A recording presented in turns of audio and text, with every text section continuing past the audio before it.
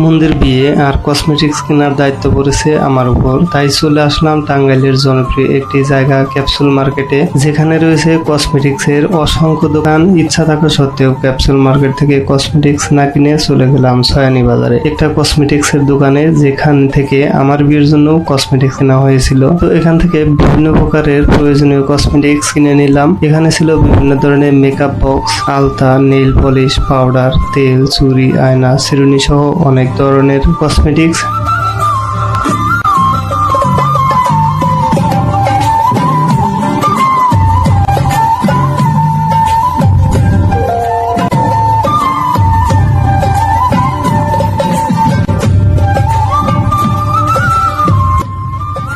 বিয়ের যে পাত্রী তার লাল শাড়ি পছন্দ নয়, তাই মিষ্টি রঙের একটা শাড়িও কিনেছিলাম। তো ভালো থাকবেন সবাই, আল্লাহ হাফেজ।